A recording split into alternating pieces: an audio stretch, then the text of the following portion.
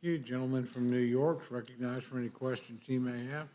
Chairwoman Fox, some folks on the other side of the aisle have decried this resolution as a pointless waste of time. Do you agree with that?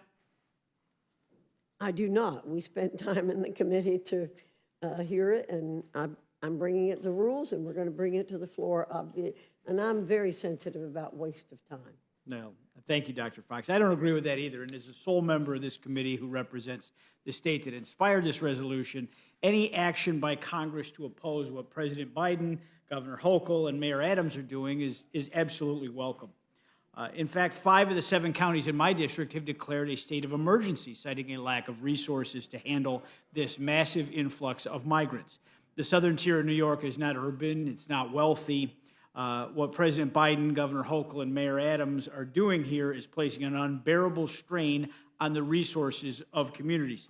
Chairwoman Fox, do you think it's compassionate to the American people to foist an economic burden onto the backs of communities that struggle to afford basic services? I do not think it's compassionate. I agree with you as well. As you know, reports have shown that HHS lost contact with more than 85,000 migrant children brought to this country illegally in the last 2 years and then relocated into the interior. Only 37% of these unaccompanied minors have ended up in the care of their own parents.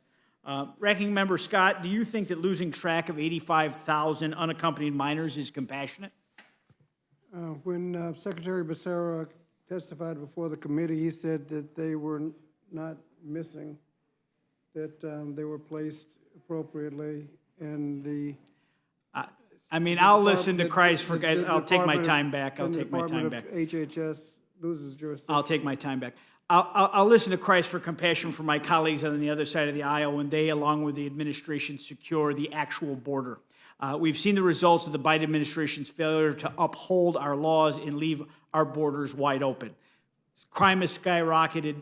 Fentanyl's killing thousands of Americans. Human beings, including young children, are being trafficked across our border and into the interior as this administration loses track of them. And now our communities, like those in Cattaraugus and Chautauqua counties in New York State, are now seeing their resources stretched to the breaking point to deal with an influx of illegal immigrants.